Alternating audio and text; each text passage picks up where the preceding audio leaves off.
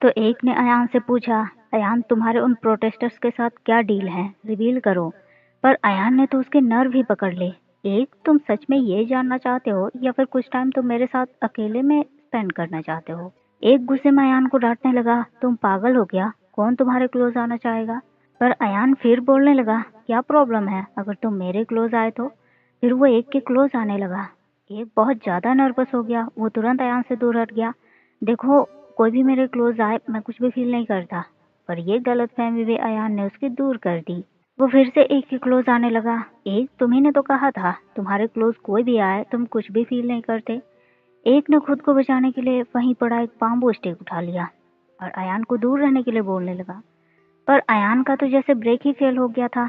एक ने फिर अयान को मारना चाहा, पर बाम्बू का एक छोटा सा टुकड़ा उसके हाथ में घुस गया।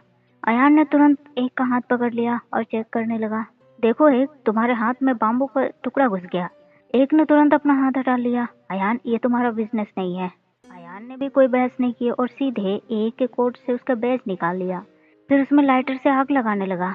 एक तुरंत बोलने लगा, क्या कर रहे हो तुम, मत करो ऐसे। अयान बोलने लगा, तुम्हारे कांटे निकाल रहा हूँ। और क्यों, डर लग रहा है? फिर उसने जबरदस्ती एक के हाथ पकड़े और कांटे निकाल दिए। एक ने फिर तुरंत अयान से बैग छीन लिया और वहां से जाने लगा। पर अयान उसे आवाज देकर बोलने लगा, और मेरा थैंक यू कहाँ है? लेकिन एक ने उसे अजीब से इशारे कर दिए और वहां से चला गया। कुछ देर बाद क्लास फिर से स्टार्ट हो गया। केमिस्ट्री मैडम उन्हें केमिकल लोचा बता रही थी। फिर उन्होंने स्टूडेंट से एक सवाल पूछे, पर कान तुरंत बोलने लगा, मैम बहुत स्मेल कर रहा है। मैम भी सोच में पड़ गई, ये बच्चा क्या आंसर दे रहा है। मैम सवाल करने लगी, क्या बदबू कर रहा है? कान बोलने लगा, मैम वाट ने गैस छोड़ा वही बदबू कर रहा है। मैडम भी उसकी बातें सुनकर हंसने लगी। फिर क्लास हेड थोपू ने सही आंसर दे दिया। पूरी क्लास केमिस्ट्री पढ़ने में बिजी थी, पर अयान बस एक को ही घूरे जा रहा था। एक ने भी ये नोटिस कर लिया। अयान, तुम मुझे क्यों घूर रहे हो, क्लास पर ध्यान दो। पर अयान के सर पर तो थैंक्स का भूत सवार हो गया था। उसने अपने कॉपी में लिखे, तुम अभी मुझे थैंक्स करोगे? एक ये देखते ही बोलने लगा, अभी इन सब का टाइम नहीं है, क्लास पर फोकस करो। क्लास के बाद सबको स्टूडेंट वेलफेयर डिपार्टमेंट यानी कि SWD पर बुलाया गया। वहाँ टीचर चाड़ो पूरे लाउड आवाज में सबको समझाने लगे, आप लोग अगर रूल्स को फॉलो नहीं कर सकते तो आप सब बड़े होकर लॉ वॉयलेटर्स, क्रिमिनल्स ये सब बन जाएंगे। बात समझ आई? और आज हमारे रिप्रेजेंटेटिव हमें प्लीज रिसाइड करवाएंगे। फिर उन्होंने बाहर से किसी को अंदर आने के लिए बोला। ये तीनों वही प्रोटेस्टर्स थे। टीचर चाड़ो उनसे कहने लगे, आप तीनों को कुछ बोलना है। पर तीनों स्टूडेंट काफी डरे हुए थे। टीचर चाड़ो फिर लाउड आवाज में बोलने लगे, अगर नहीं तो आप लोग चाहते हैं कि मैं आपके पेरेंट्स को यहाँ बुलाऊं तो बोलिए, तब तक बोलिए जब तक कि आपके दिमाग में न बैठ जाए। ये सुनते ही बच्चे और घबरा गए, क्योंकि स्कूल में पेरेंट्स को बुलाया जाने का तकलीफ हर स्टूडेंट समझ सकता है। तीनों ने प्लेज बोलने शुरू किए, पर टीचर चाड़ो फिर उन पर चिल्लाने लगे, एक साथ बोलो। तीनों फिर प्लेज को एक साथ बोलने लगे, सुपालो के रूल्स का उल्लंघन हम कभी नहीं करेंगे। टीचर चाड़ोक ने प्लेज को उन्हें बार बार रिपीट करने के लिए बोल दिया। प्लेज बोलते बोलते तीनों स्टूडेंट रोने लगे। ऐसा लग रहा था शायद उन्हें टॉर्चर किया जा रहा हो। पर उन तीनों ने भी अपनी उंगलियां एक तरीके से क्रॉस करके रखा हुआ था, जैसे वो बोल तो रहे थे पर शायद वो इसे बिल्कुल भी फॉलो नहीं करने वाले। अयान से ये सब देखा नहीं जा रहा था, पर युद्ध से पहले युद्ध नीति को जानना बहुत जरूरी है। तो बस अयान ने चुपके से अपने फोन कैमरा ऑन किए और वहाँ के सारे एक्टिविटीज एक एक करके रिकॉर्ड होने लगे। टीचर चाड़ोक ने एक बार फिर अपनी आवाज ऊंची की और सभी को इस बार प्लेज बोलने के लिए बोल दिया। सारे स्टूडेंट प्लेज बोलने लगे। आवाज तो सभी के मुंह से लाउड हो रही थी, लेकिन इस रूल से दुश्मनी सिर्फ अयान या फिर उन तीनों प्रोटेस्टर्स को नहीं थी, बल्कि एक और स्टूडेंट था जो प्लेज तो बोल रहा था, पर उसका गुस्सा उसकी मुट्ठी में दिख रही थी। और ये लड़का कोई और नहीं, अपना क्लास हेड थोपू ही था। टीचर चाड़ोक ने एक बार फिर सबको समझाया, स्टूडेंट्स, सुभालो में जो बुरी चीजें हो रही है उन सबको रोकने के लिए हमें एकजुट होकर रहना पड़ेगा और सुभालो के रूल्स का पालन करना होगा। प्लेज प्रोसेस खत्म होने के बाद टीचर चाड़ोक ने एक को अपने केबिन में बुलाया और बताने लगे, प्रीफेक्ट क्लब ने हमें बहुत सारे अवार्ड दिए हैं लॉन्ग टर्म तक हमारे स्कूल का रेपुटेशन बनाए रखने के लिए। और एक, अभी तुम क्लब के प्रेसिडेंट हो, तो मुझे उम्मीद है कि तुम्हारे अंडर में स्कूल का रेपुटेशन बिल्कुल भी खराब नहीं होगा। एक ने भी तुरंत ये सर बोल दिया। टीचर चाड़ोक फिर सवाल करने लगे, वो न्यू किड का क्या हाल है? एक उन्हें बताने लगा, सर आई थिंक वो हमारे स्कूल में मेस फैलाने आया है। जब से वो यहाँ आया है तब से वर्ल्ड रिमेंबर ग्रुप और प्रोटेस्ट करने लगे हैं और उन पर कर्ज का कहर पड़ने पर भी उन लोगों ने प्रोटेस्ट करना बंद नहीं किया। टीचर चाणक्य भी बोलने लगे, उन्हें तो आइडिया भी नहीं है, अगर वो इसी तरह जिद पे अड़े रहे तो कर्ज उनके साथ क्या कर सकती है। इधर आयान अपने फोन में मीटिंग हॉल वाले वीडियो को देख रहा था। तभी थोपू वहां आ गया और बोलने लगा, बेटर होगा तुम अपने फोन को साइड में रख दो, स्टूडेंट को फोन यूज करना अलाउ नहीं है। अयान ये सुनते ही बोलने लगा, टीचर्स ये सोचते हैं क्या कि स्टूडेंट उनसे ज्यादा स्मार्ट हो जाएंगे। थोपू बोलने लगा, वैसे भी हम यहाँ ज्यादा टाइम के लिए नहीं है, तो इन सबको जाने देने में ही भलाई है। ये सुनते ही अयान बोलने लगा, इसका मतलब तुम मेरे साथ इस बात से एग्री करते हो कि इस स्कूल के रूल सब फालतू हैं। थोपू ने तुरंत आंसर किया, मैंने तो ऐसा नहीं बोला। अयान थोड़ा नाराज हो गया, थोपू तुम जिस चीज से डिसएग्री करते हो उसे बोलो, तुम्हारा अपना ओपिनियन पेश करना तुम्हारा राइट है और इवन ये तुम्हारी ड्यूटी भी है, तो तुम इतना सेफली क्यों प्ले कर रहे हो। थोपू तुरंत अपनी सफाई देने लगा, अयान मैं सेफली प्ले नहीं कर रहा, बस मैं न्यूट्रल होने की कोशिश कर रहा हूँ, मैं किसी का पक्ष नहीं ले रहा। अयान को यह बात बिल्कुल भी पसंद नहीं आई। न्यूट्रल? थोपू आज सुबह मीटिंग हॉल में तुम बिल्कुल भी उस बात से एग्री नहीं थे, जब वो मीन स्पिरिटेड आदमी उन स्टूडेंट्स को पब्लिकली ऐसे ह्यूमिलेट कर रहे थे, या फिर तुम एग्री थे, तुम्हें पता था कि गलत हो रहा है, फिर भी तुमने साइलेंट रहना चूज किया। थोपू तुम्हें मालूम है, मुझे तुम भी उन गद्दार की तरह लग रहे हो जो सिर्फ पावर के भूखे होते हैं। थोपू को भी अब समझ नहीं आने लगा कि वो अयान को क्या बोले। अयान फिर उससे कहने लगा, थोपू तुम्हारी वॉइस बहुत मैटर करती है, तो अगर तुम एग्री नहीं करते तो बोलो। अयान फिर वहां से जाने लगा, पर थोपू ने फिर से उसे आवाज दिया और उसके पीछे आ गया। फिर सवाल करने लगा, अयान तुमने जो बोला इसका क्या मतलब है। अयान फिर थोपू के कान में उसे कुछ बताने लगा, पर दूर से एक कान और वार्ड की नजर भी उन पर पड़ गई। दूर से देखकर लग रहा था शायद अयान और थोपू एक दूसरे के काफी क्लोज हैं, और इसी बात की उदासी एक और कान के फेस पर दिखने लगी। वार्ड उन्हें ऐसे देखकर बोलने लगा, गाइस तुम दोनों ने ऐसे फेस क्यों बना कर रखे हैं, कहीं तुम दोनों थोपू और अयान से जेलस तो नहीं हो रहे। एक तो अभी भी खोया हुआ सा था, पर कान चिल्लाने लगा, वार्ड तो मुझे ये बोलना बंद करोगे कि मैं थोपू को लाइक करता हूँ या फिर तुम कोई मुसीबत चाहते हो। वार्ड तुरंत बोलने लगा, कान अगर तुम्हें थोपू पर क्रश है तो तुम छुपा क्यों रहे हो। कान भी अपनी सफाई देने लगा, मैं तो बस ये सोच रहा था कि कहीं अयान थोपू के दिमाग में कुछ भर ना दे, जैसे उसने वर्ल्ड रिमेंबर ग्रुप के साथ किया। एक से भी पूछ लो। वार्ड तुरंत एक से सवाल करने लगा, एक आई हेड स्पिनर है राइट। एक भी अचानक से होश में आया और अपने आप को बातों में शामिल करने की कोशिश करने लगा, हाँ मुझे भी आइडिया नहीं है अयान थोपू के दिमाग में क्या भर रहा है।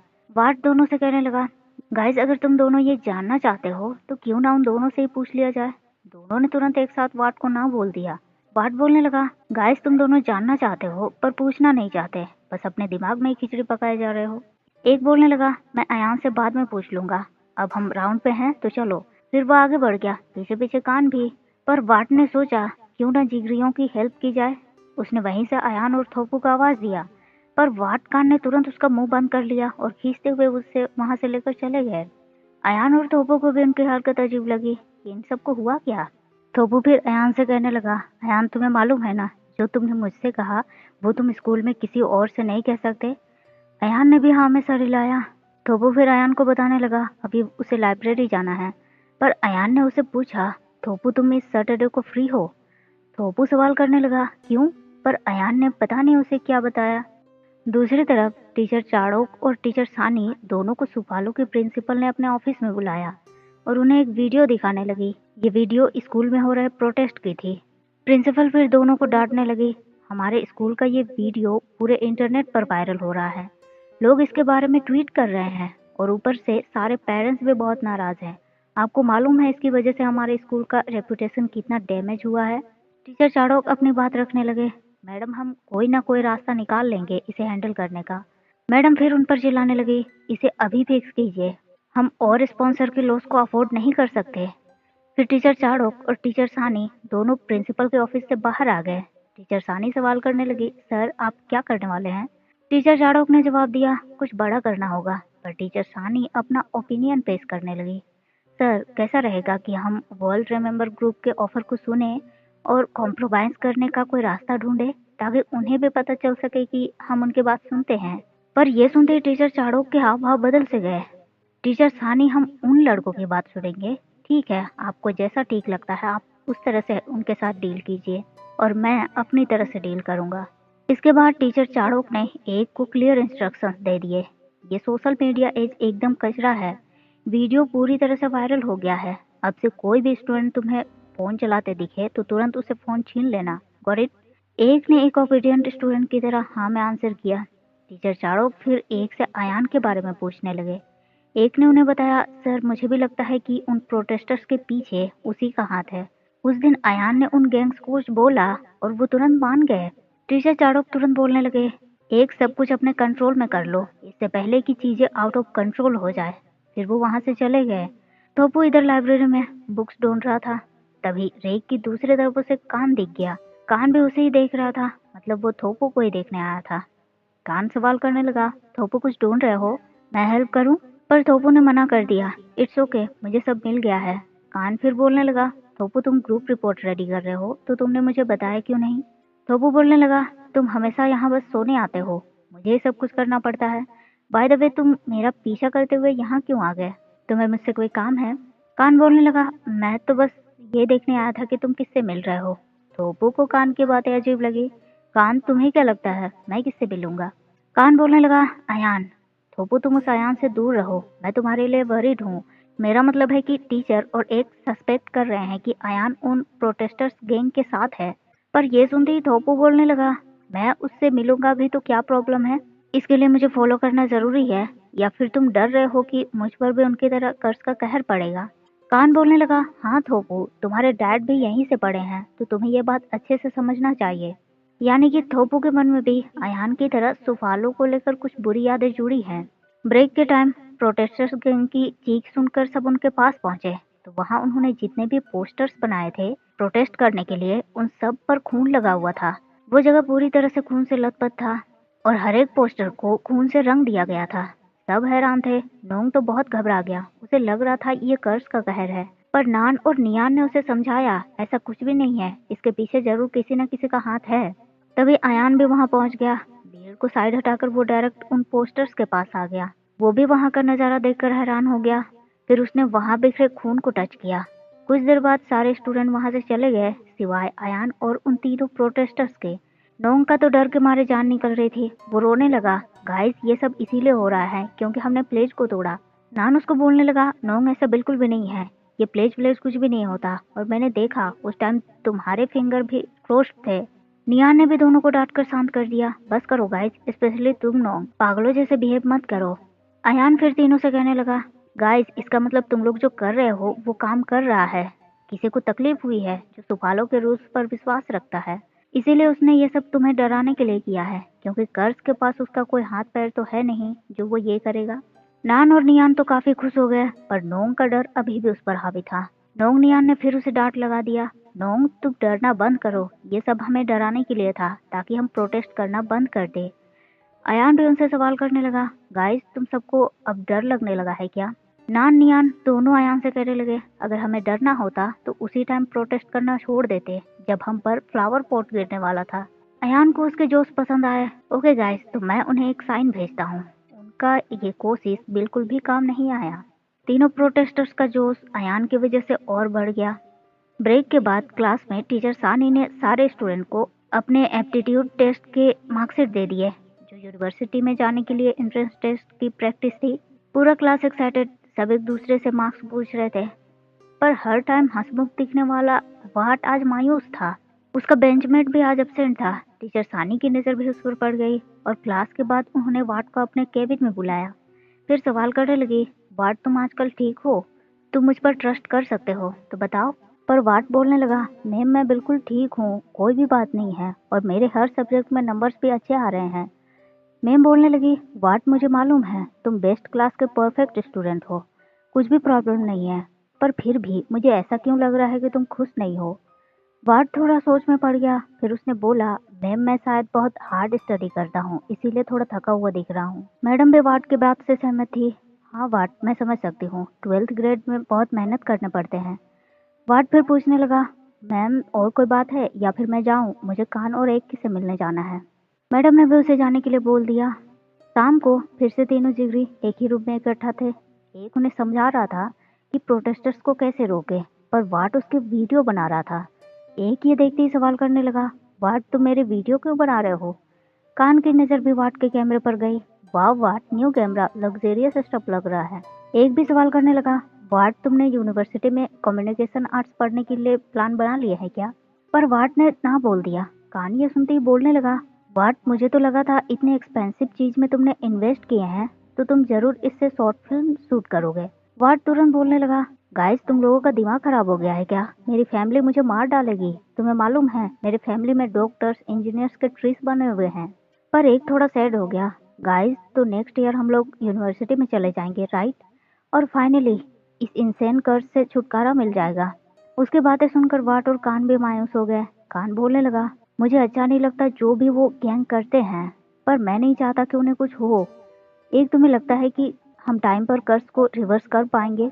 एक भी थोड़ा सोच में पड़ गया, फिर उसने हाँ में जवाब दिया। माहौल सन्नाटे में बदल गया। कान फिर वाट को उसका वीडियो बनाने के लिए बोलने लगा और फिर तीनों यारों ने कैमरे के सामने माइक, गिटार और झालर पकड़कर गाना और डांस करना शुरू कर दिया।